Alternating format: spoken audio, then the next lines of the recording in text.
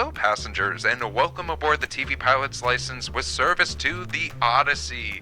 We ask that you please fasten your headphones, secure your podcasting device, and remember that on today's flight, we're actually flying on a seaplane. So, unlike previous flights, yes, if we land in the water, everything is okay.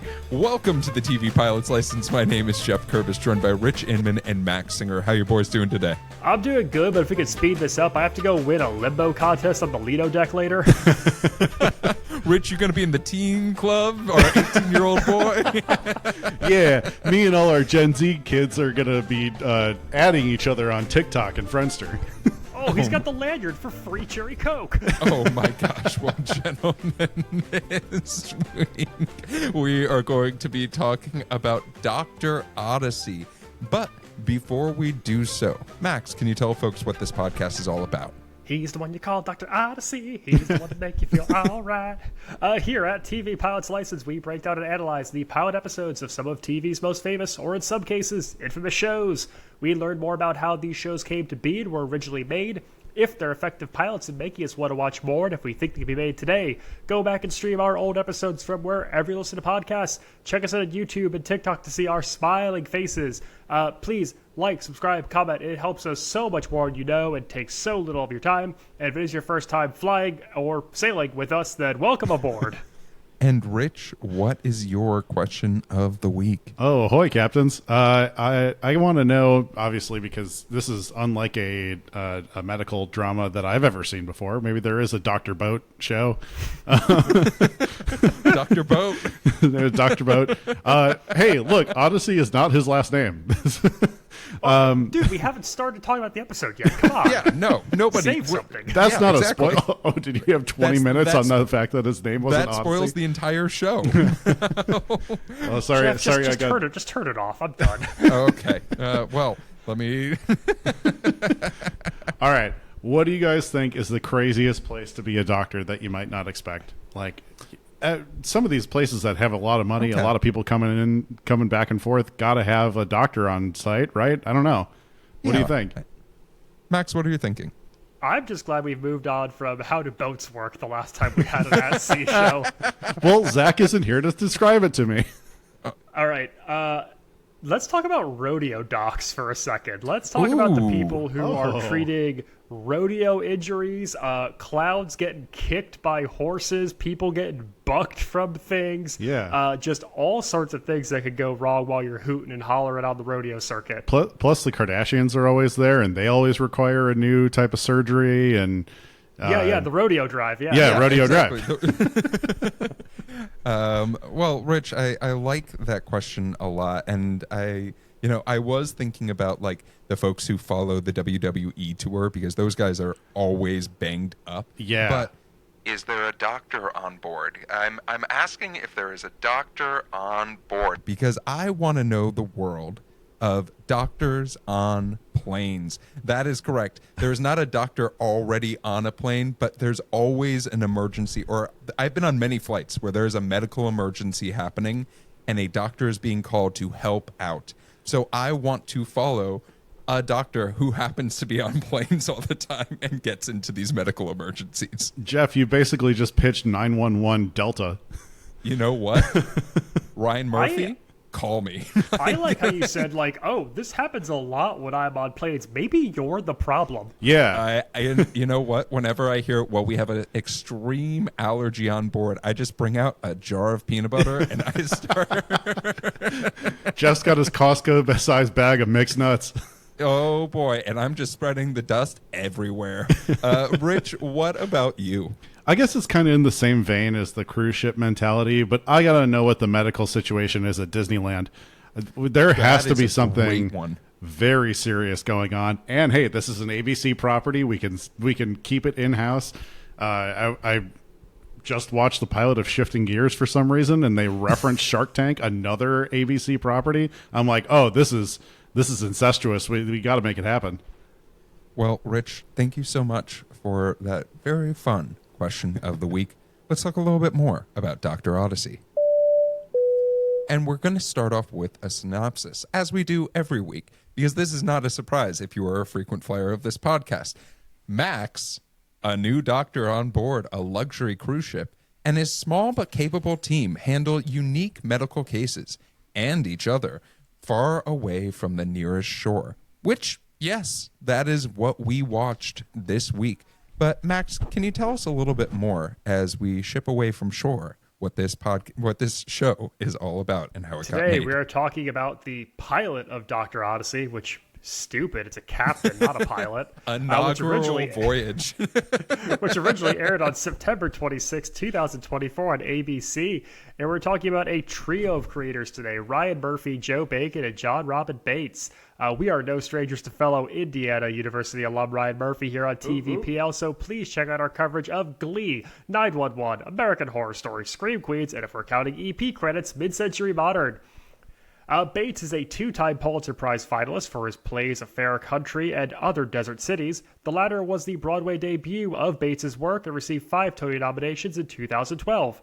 TV-wise, Bates is the creator of Brothers and Sisters and helped develop the American version of The Slap. Bacon wrote for Murphy. Wait, the American version, it's a remake? Yeah, it was an Australian TV show originally. No, it's not. Yeah. What do you think is happening in New South Wales? They're just slapping everybody around. Wait, I thought that was a joke. I thought, because I've seen the opening scene of The Slap, but in the Australian version, and I thought it was a joke that they're like, oh, we're going to do the exact same thing, but in heavy Australian accents. And we'll talk about that more when we do The Slap next week. No. Ironically, though, all those actors are Americans. Bacon wrote for Murphy's American Horror Stories anthology, and together the trio created and developed Feud, Capote vs. the Swads, Grotesquerie, and the upcoming All's Fair, a legal drama starring Kim Kardashian and Naomi Watts, set to premiere on Hulu later this year. The project was developed by Murphy as part of his deal with 20th Century Television and was given a direct-to-series order by ABC, with Joshua Jackson of Mighty Ducks and Dawson's Creek fame attached to the project from its conception. Today's pilot is directed by frequent Murphy collaborator Paris Barclay, a 2-time Emmy winner for his work on NYPD Blue, and also nominated for helming episodes of Glee, The West Wing, and most recently, Monster, the Jeffrey Dahmer story. Wow. Nice. Are you two ready to set sail? To set sail, to take our inaugural voyage on Odyssey. We're going to talk about Dr. Odyssey a little bit more. Let's start off with introducing why today is different than any other day. And there's a multitude of reasons in this episode. One, I have to start off. What do you guys think about when a show is so tongue-in-cheek about how this is a TV show and we're talking about it's a new season? And I can't wait to see what adventures we're going to accomplish on another season, as if there's preceding seasons. I know. I actually went back to look and make sure it was the pilot. This is insane. Yeah, but today is different because it is the beginning of cruise season, I guess, on the Pacific coast, and we can't wait to meet this new doctor of the Odyssey cruise ship. But I'm curious for you two, as we're setting the tone of why is today different, what do you think about meeting the cast of characters that are working on the Odyssey? I mean, it's interesting that our first introduction to our ensemble is a bumbling idiot by the name of Tristan who can't even locate his credentials to get on board. I mean, I like the humor in like him trying to be like, come on, you know me, I've been here for years. And yeah, Jeff, you hit the nail on the head. This might be the most ham-fisted exposition of it's the first cruise of the new season. We meet 2 people who say the 3 amigos are back in action and where's Mr. Magoo? I thought Joshua Jackson was going to be the aforementioned Mr. Magoo, so surprise when he's someone brand new. And yeah, the second we're getting ready to like welcome the crew, it's like there's 6 hours till showtime. We're a day and a half behind in our prep. Right. This is how I like my boat as Captain Don Johnson. It is so heavy-handed and so plotty and so exposition-y. What we're going to do. What about yourself? What we're going to do, if we're going to have an overly dramatized show in general, is that we need to put in as many time markers as possible so people know that there's multiple ticking clocks happening at all times. It has to be this way. Ryan Murphy graduated from our beloved university with one goal in mind: to tell people what time it is. A university that very famously has a bunch of clocks just around the campus. And yeah, what do you think inspired him? Ryan Murphy was like, you know what I miss? Clocks everywhere amongst my pilot. But I want to talk about this Chekhov's Mr. Magoo that is referenced, and we never get to meet. We never get to meet this doctor who we're just told is a bumbling idiot by Don Johnson's character, this captain of the ship, and it's referenced like, hey, he basically didn't catch that gigantic thing. It cost us a bunch of money, and that's why he's not here. Do you guys think we needed to at least see this hypothetical idiot before we meet his replacement? No, I don't think you need to see someone bad at their job. I think that knowing you're throwing a wrench into a dynamic serves that purpose, that you're expecting someone who's not showing, and now there's a new person entering the fold. I think that accomplishes the goal just fine. Yeah. So, go for it, Rich. The telling not showing also gives you, especially in a pilot, it gives you the opportunity to have that person be a guest on the boat later on. And that's when hijinks ensue, baby. You want Mr. Magoo at sea? A delayed Mr. Magoo is better than any other Mr. Magoo. But I want to bring up the other reason why today is different, right? The other reason today is different is we have a new doctor aboard, almost with a celebrity status. But let's talk about the idea of one of the things that this show is trying to do harder than anything I've ever seen. And that is, what if we made Joshua Jackson a sex icon? Because boy, oh boy, are they trying so damn hard to make the audience like just sit there and be like, you know who's the hottest man that's ever lived on ABC? Is this ABC? Yeah, this on the is ABC. Yeah. On the ABC network. Forget about Dr. McDreamy, Dr. McSteamy. We got Dr. Max Bankman, who is aboard this ship. So I'd like to hear from you two. What do you think about the introduction to Dr. Max? Yeah, I mean, Dr. Max Fuckman in his tight white pants and blue Hawaiian shirt. Completely skipping over Spankman is a true crime. Just right to the sex. Dr. Ass Spankman.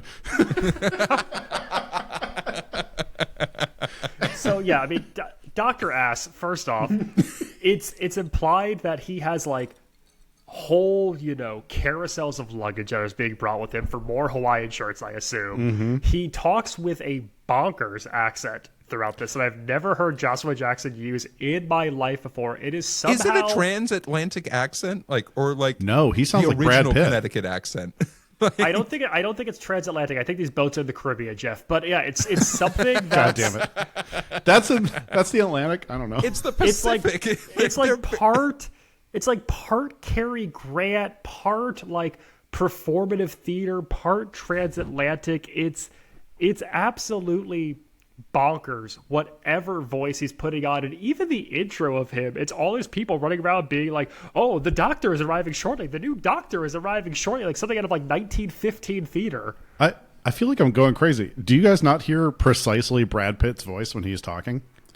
I mean, maybe go back and watch it with those eyes, because it is like I was like, oh my god, I'm watching the F1 movie on a boat. You know what it actually reminds me of? This is going to sound so out of place on a TV podcast, but fuck it.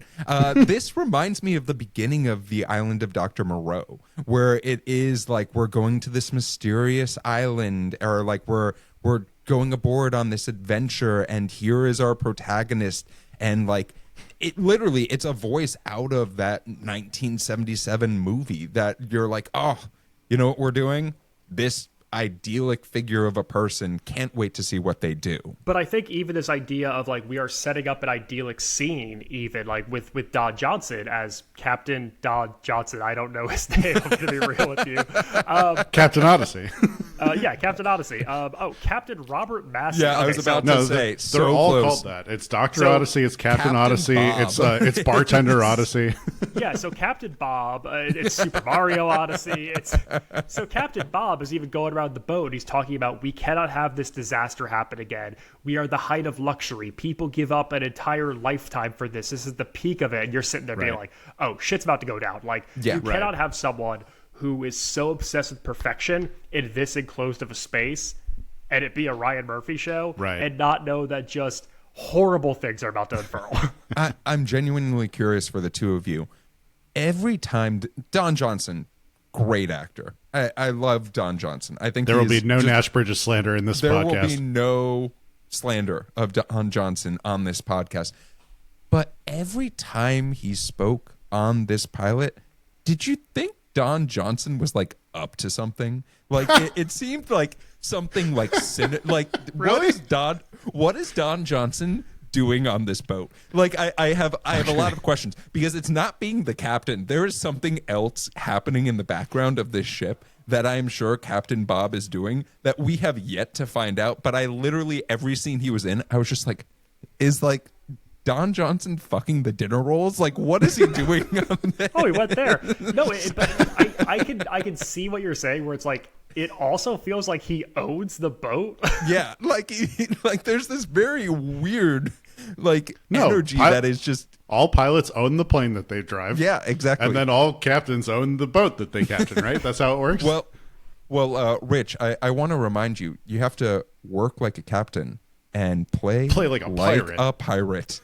One of the worst mantras we have covered in 3 years of this podcast. Yeah. No, I love it. Well, we talked a little bit about Dr. Max, and we've talked a little bit about Captain Bob, but there are two other main characters that we are introduced to, and those are our nurses, or the Odyssey's nurses, in Nurse Avery Morgan and Nurse Tristan Silva, who, Max, you referenced as sort of our bumbling hot guy idiot. What do you guys think of those two characters, and are they enticing to get on the Odyssey for you?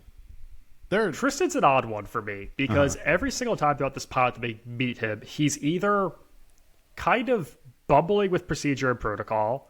It's established that he doesn't take authority well, and like doesn't like to be told what to do, which is kind of a bad position to be in the medical field in general, to just like not want to take orders from anyone. And he has deep emotional baggage as well. And every single time we have any conversation with Tristan, he's basically operating at this like peak 8 to 10. Like he's either mad, he's either venting, he's drunk. Like horny. We never see him at like so a base horny level. all the time. We're just so horny. Yeah, just so horny. It might be one of the horniest people we've ever talked about on TV Pilot's License. And that's on a show with Dr. Ass Spankman. Yeah, exactly.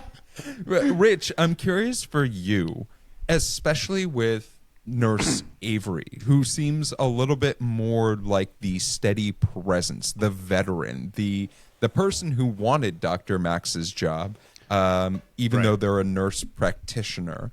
I'm curious for your perspective on this character and what you thought of him. I thought both Avery and Tristan were kind of not quite flushed out yet. It was just kind of like, oh, we're going to learn more about them as we go on. This entire pilot is about the boat, the captain, and Dr. Ass Spankman.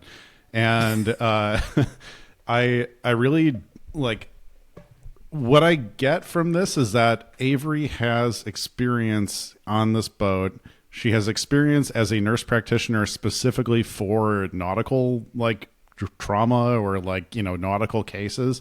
But it really doesn't feel like she's already making some bad decisions. And I'll say this again, nothing feels truer than Dennis's speech about why he wants to hook up with girls on a boat because of the implication. Because this is the implication, but an entire show.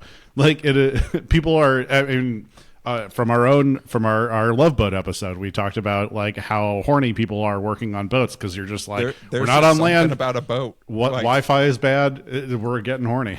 So when we picked this show, I had been libbing out and watching Hamilton on Disney Plus and watching Phillipa Soo, and there's really not a lot that Avery gets to do in this pilot. It's not at the level of like her character is just woman, but right. The longest scene we have of Avery on screen is her listening to a man talk. Yeah. And it is kind of a bummer that with both nurse roles, but particularly Avery, it's like all they kind of do is react to things. Like if we're setting this up as it's a trifecta, it's the three amigos, they're looking for their third person to fill out this core group they have. I want to know a little bit more because like Tristan's wants and wishes feel very surface level and they're mostly related to like physical pleasure and lust. And with Avery, it's just kind of like, I should have this job, not you. And then we kind of just leave that in the first 5 minutes of this episode too. Yeah, it very much feels like this Nurse Avery character in particular is almost just like an object, if that makes sense. Yeah. Which is super interesting. Jeff, write that down. Objectifying women. Oh my goodness. No shit. Yeah, I'll just say this plainly. This show does not pass the Bechdel test at all. There is not I don't think there is a moment where two women are alone just talking at all in this pilot. We're lucky we get two women in the show, period. Yeah, but and one of them is Rachel Dratch. Thank God. God bless. God bless. I want to talk more about this, but we're talking about a medical drama.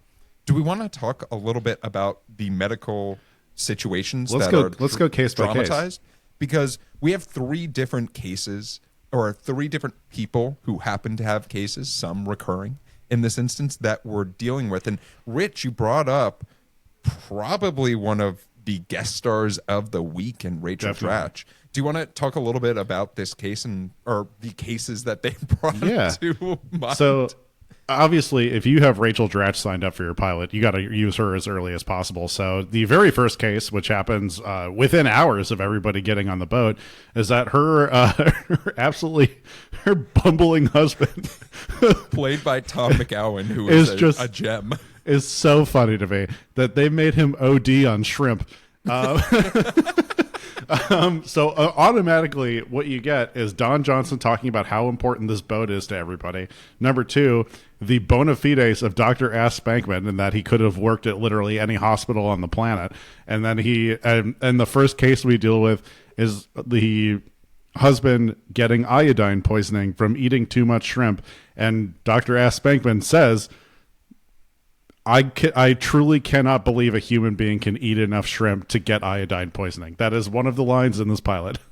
Which, I actually really like this type of case being our first one. Yeah. Because it does sort of set the tone of there are things that happen on boats that you will not, as a doctor, have to learn how to experience. And that's sort of why Avery and Tristan are useful. They've seen this stuff all the time, and this is maybe where Dr. Max Ass Spankman it really takes a back seat, and we get to see these characters shine. But Max, there's another medical case that we have that Dr. Max seems a little bit more personally familiar with. And do you want to talk about what goes bump in the night?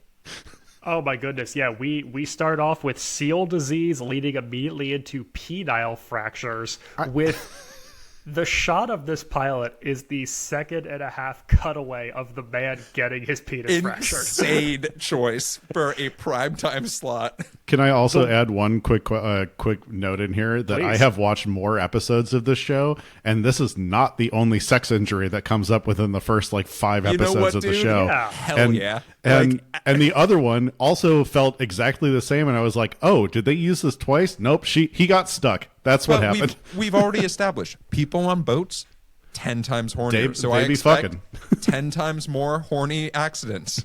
Here's everything I'll say, just like off the dome. We got a broken wiener, which ruins the honeymoon. A hilarious apology that he gives to his new wife. We get the recommendation of 4 to 6 weeks bed rest and the name of a tantric therapist from Dr. Avery when they're in their next port of call.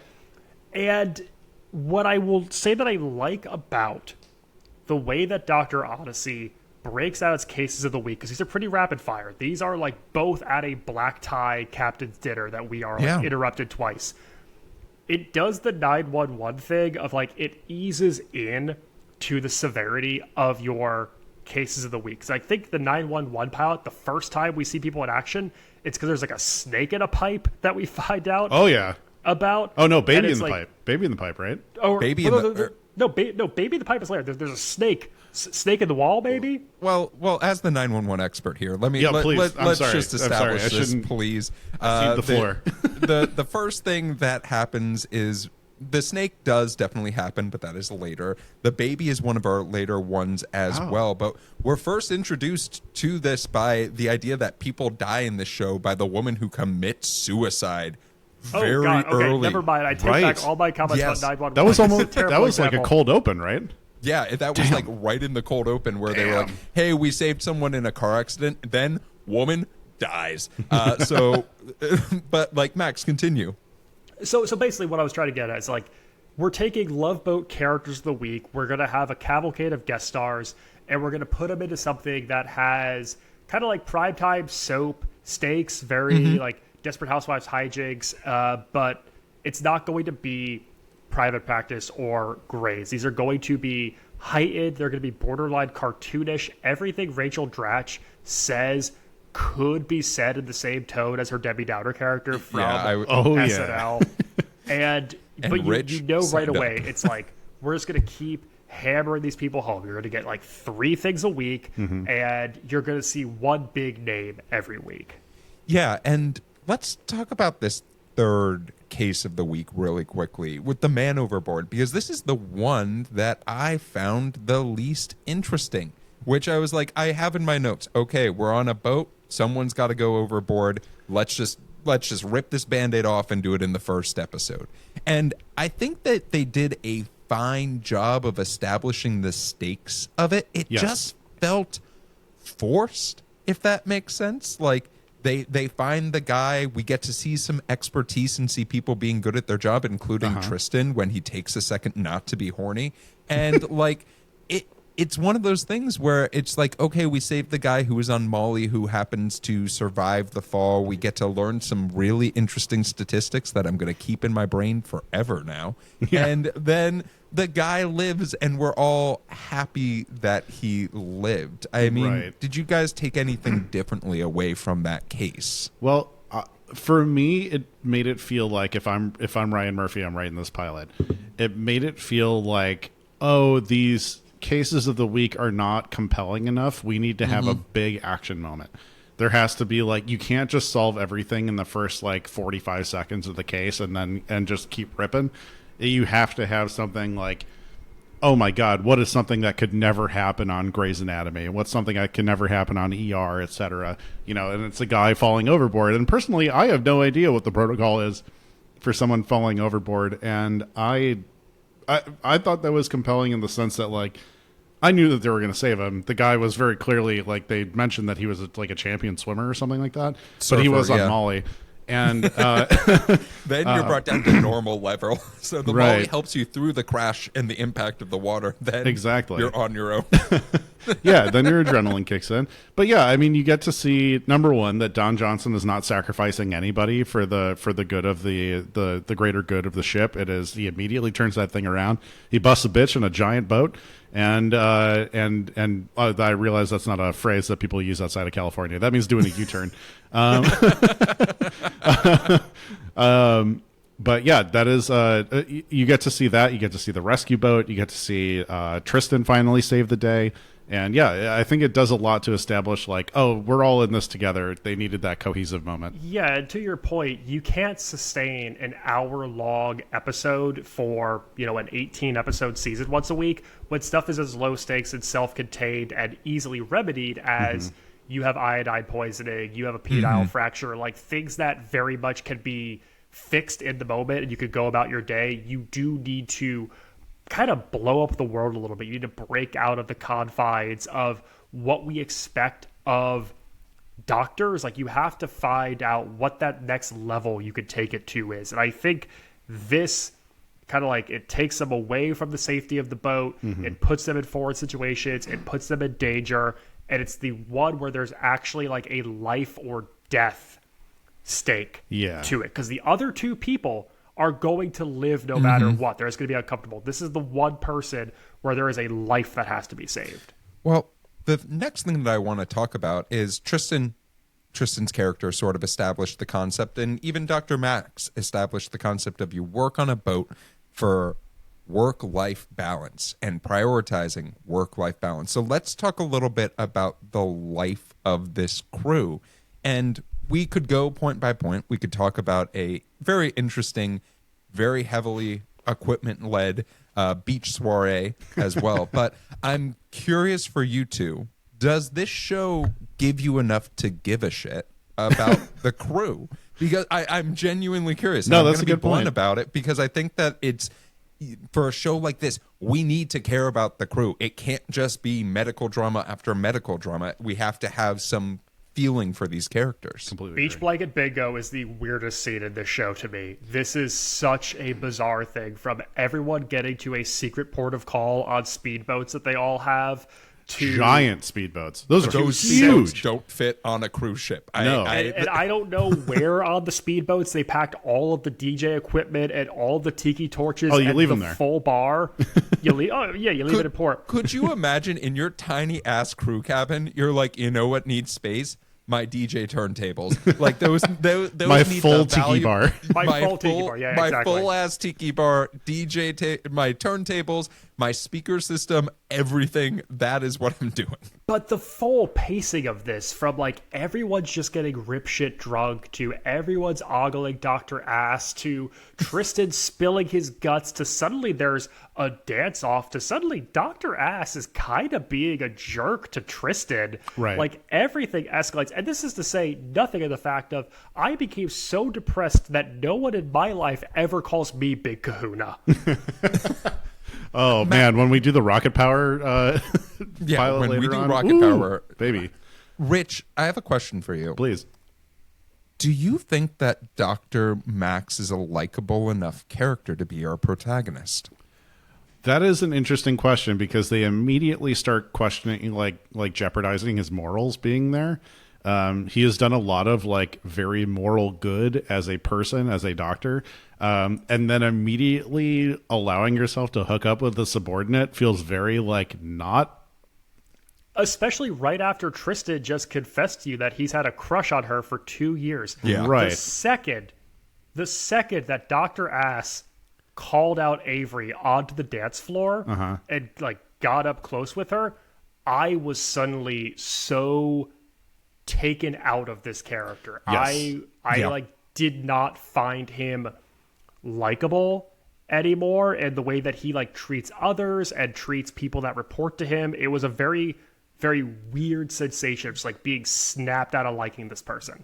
But Max, what if I told you the reason why you should have compassion for this man is he was basically patient zero when it came to COVID, and that is what makes him interesting. Yeah. What if we told you he got the first COVID case in New Haven, Connecticut? Yeah. What if we told you he was basically responsible for it being in the United States? I'll also say Tristan is.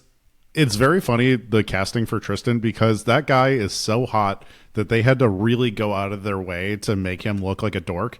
To make him like, the goofiest motherfucker that you've ever met. Like, literally. he challenges Dr. Bateman to a dance off on the beach, and That's somehow like something without Dr. Bankman going on the loses because they made him do the craziest dance I've ever seen in a Lane Bennis level dance montage to the most expensive music drop that ABC Disney could afford. What is the budget for this show? I mean, I had that as like a note for so many different parts of this. Like the set that they built for it is crazy. The boats that they're using for this are crazy, whether it's CGI or not, I don't know. But could you imagine if they just did this all on a Disney cruise boat? They just rented it out. God, they would. Weekend. Gosh, my penis. Oh no, not a goofy sex injury. I mean, we could go point by point for the rest of this pilot, but I do want to bring us to the end. But I'm curious for you two. The way that this show ends is very reminiscent about how when we did The Love Boat, how that ends, where we get to see all of our characters go off into, whatever is next for them. Like we may never see them again. There's references to seeing some of them.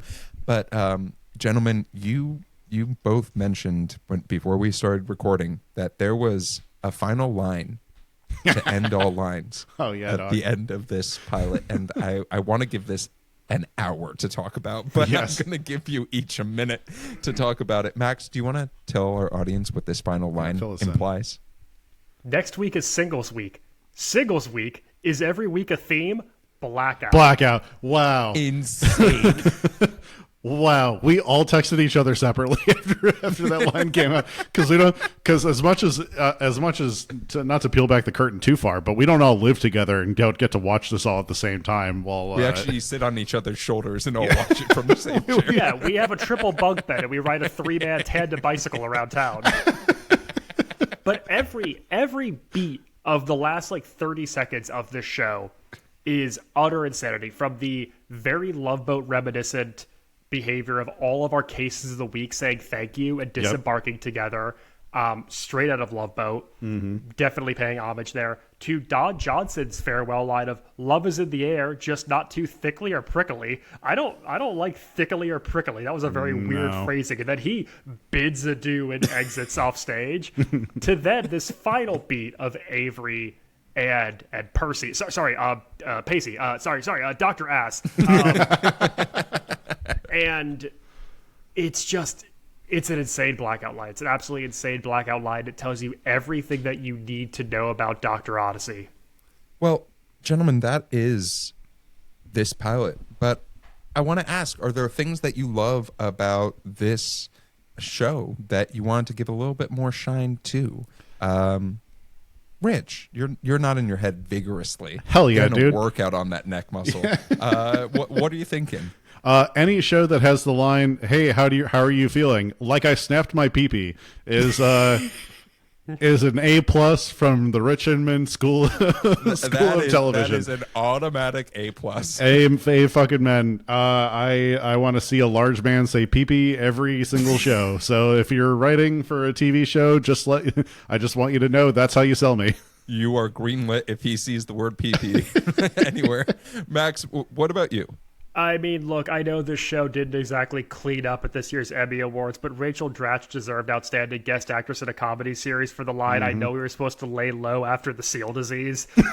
She is such a fun, medium stakes guest star. She matches the tone of what I want Dr. Odyssey to be in a perfect world, where it is the hijinks of these elite people on this small luxury cruise liner, because they make it seem like this is not a Carnival cruise, this is not a massive Royal Caribbean boat, this is like an intimate, expensive luxury vacation, and her and her husband fit the bill of the people who are going to get into hijinks, who need the sexy crew to tend to them.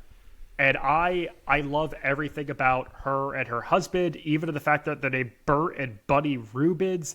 I could have watched an entire secret spinoff about the Rubens family and their day-to-day life wherever they go back to after this vacation. Coming this summer to Disney Plus. Bert and Bunny. I love how large this show feels. We sort of talked about it, right? This just feels grand. This feels like ABC literally was like, you know what? Fuck it. Because every time I've been on a cruise ship, right, it just feels like a gigantic city. It feels like you are surrounded by so many people, which is terrifying, but at the same time, it, like, every single set, I was like, wow, that is huge. Every single shot just felt gigantic. Like that main deck scene that they went back to so many times, I was just like, that's huge. Like, and it's multi-level, and they're able to film on every level of that set. Like, this show leaves the thought of just how gigantic it is, and it reminds you all the time, which I really like. Like, there's not a lot of TV where you're like, oh, this is gigantic, without like them literally looking at you in your dumb face and being like, we're gigantic, don't you fucking forget it. Like, we're the largest, we're in the biggest city in the world. And like, I like just this boat is unsinkable. I like how the investment in this set makes this show feel large when you're watching it. Let's talk about wait a minute moments.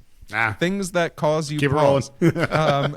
I mean, I would be reticent if I did not say that Captain Bob, what the fuck are you hiding? Like, I don't trust that man to do anything. If he should be piloting the boat, not teaching people how to fold fucking towels. Are you serious? Like, what is happening right now? Like, I am president of this boat, and you will respect me.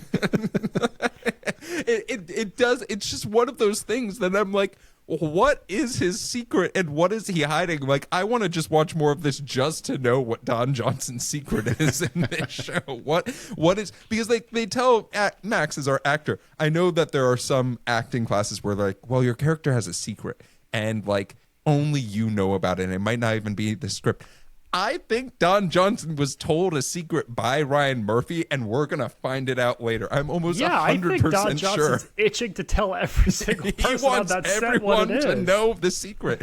But Max, what is your wait a minute moment? I've already said it once this podcast. I've been known to live out and watch Hamilton from time to time. And the fact that we have Phillipa Soo, that we have Eliza Schuyler in this cast, and we don't let her sing once. We don't let her sing once in this pilot. You got to save it.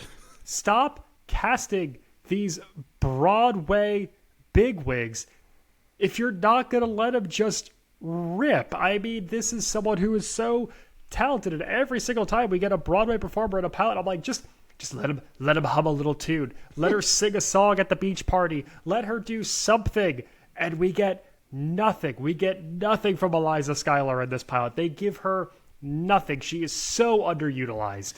Rich, what about yourself? Hate to take this back away from writing process and underutilizing incredible singers, but I got to go back to dick stuff. They 100% did not.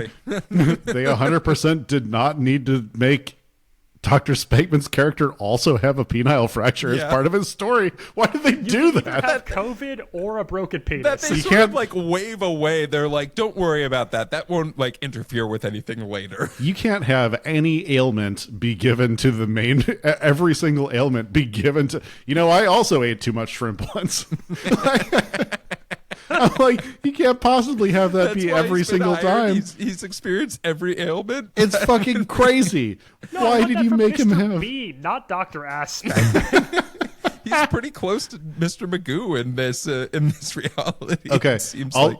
I have one more small one, but it's every single medical drama I've ever seen has a tracheotomy performed in the pilot episode. You don't need to do that. It's like a weird nod to every other medical show, a tracheotomy or an intubation, and this one had both. And yeah, it's just every single time. Every single show has a tracheotomy. They can't. Not everyone needs one, right? It's the Wilhelm scream of medical shows, right? I kind of. Yeah. It is though. Yeah, but yeah, that's mainly it. ABC's just passing around this one prop neck from soundstage to soundstage. Oh my gosh. Well, gentlemen, we have one more question, and this is an in-flight question. This week's in-flight question comes to us from Instagram from Steven in Florida. And Steven said, we have doctor on boat, we have concierge doctor, we have doctor but young. Pitch your dumb medical TV show pilot. So I'm asking, you can pitch it like Steven did, but you could also just pitch your medical TV show idea that you want to do. So, gentlemen, do either of you have a dumb medical show idea? I love Doctor But Young is just one show with Neil Patrick Harris. That's the only one that they've ever done. That's so funny to me. Well, Max, you look like you had something. I mean, can I go back to Rich's question? Can I go back to Cowboy Rodeo Doc? Can I go back to yeah? Can I go back to Dr. Rodeo Clown with his honking nose and his little medical bag full of scalpels and scarves? Absolutely. Great. Then I want someone who's on the road with the PBR Bull Riding Association, and he's going from city to city, and he's got a secret, and he's just like going from cowtown to cowtown, taking care of people who get bucked off of horses and what have you. Hell yeah. Rich, what about yourself? Well, so we all know that situations get hairy in hospitals, and it's hard enough to crack all these cases without going crazy during a 36-hour shift. But what happens when the sun goes down and the clock strikes midnight? This summer, Dr. Werewolf. It's a doctor that also has to hide the fact that he is a werewolf from his entire staff. But also, he's in love? What? Oh, you're so hairy, Dr. Werewolf. I'm Greek. Jesus Christ.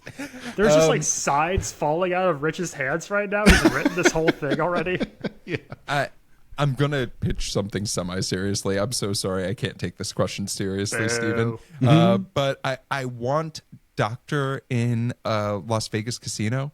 I think that would actually be a lot of fun because you have there's so many cases that I can already think of, and you add too much shrimp is already taken. Way too much shrimp. We're coming back. It's the new Wilhelm scream of ABC Medical Mysteries. There's a nurse who's charging up the shock pads, and he's like, "Hit me."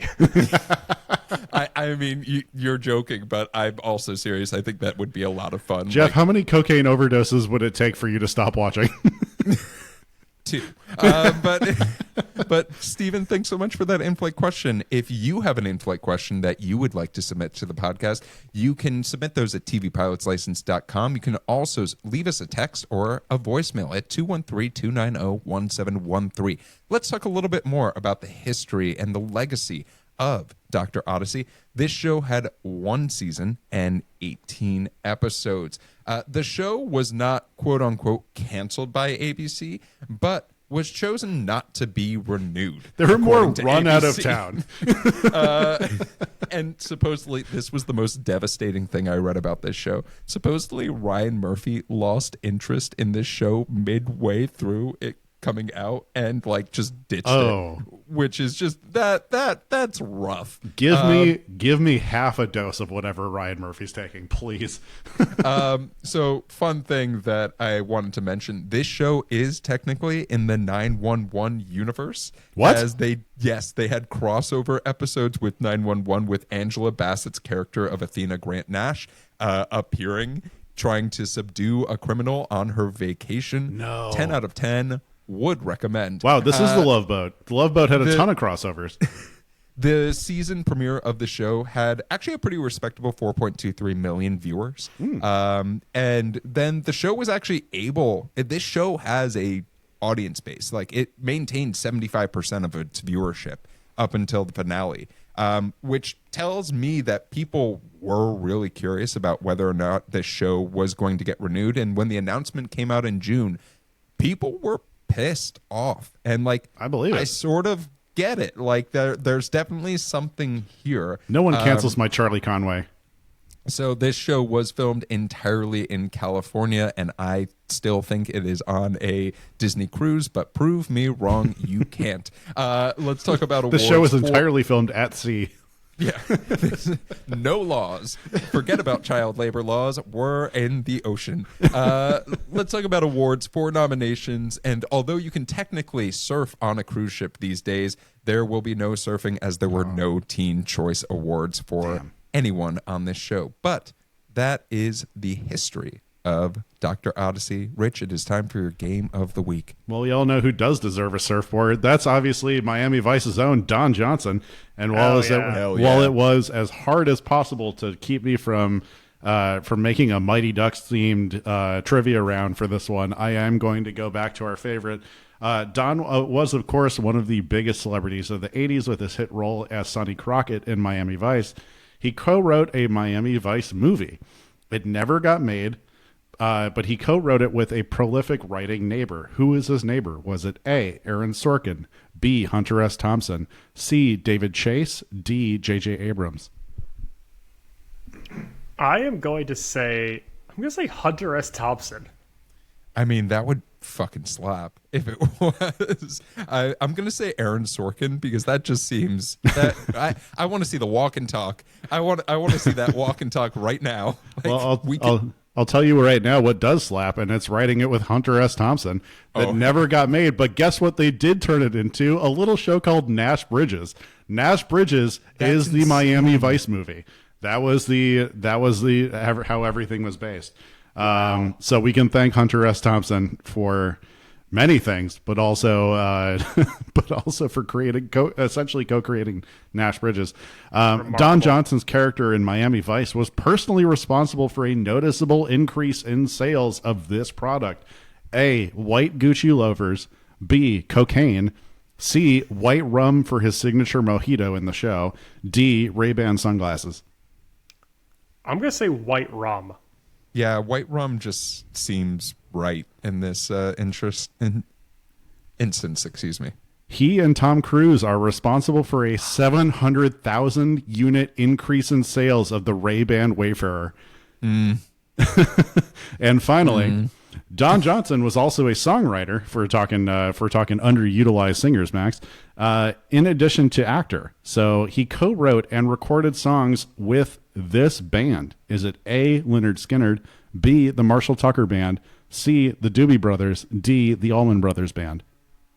I'm going to say C, the Doobie Brothers. Yeah, why not?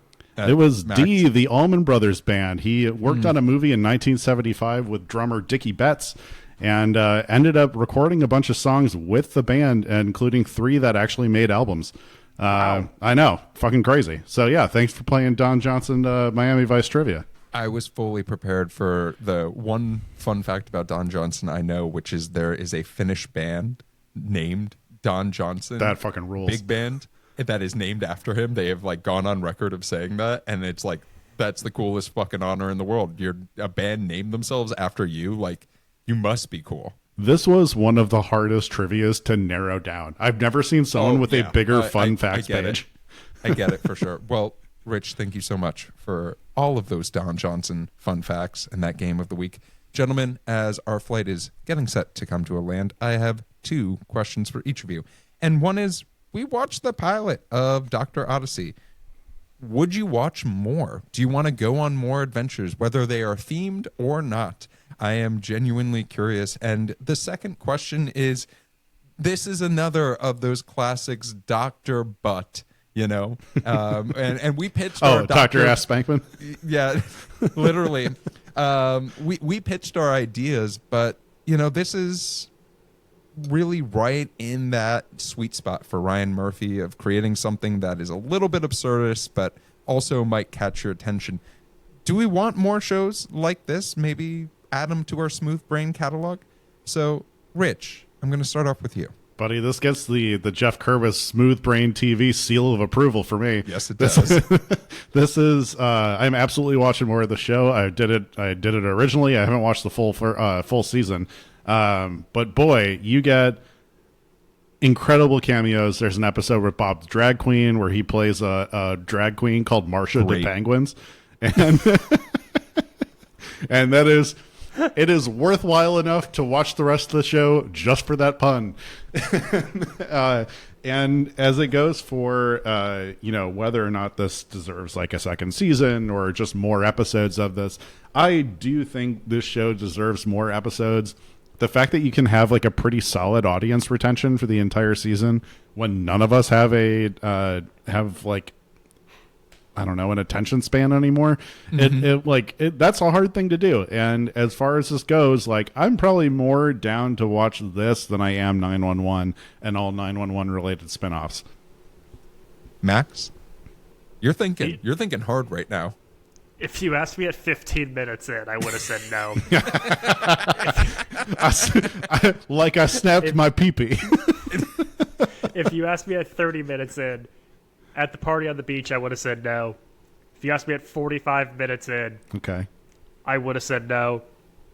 If you asked me at 59 minutes and 48 seconds in, I would have said absolutely.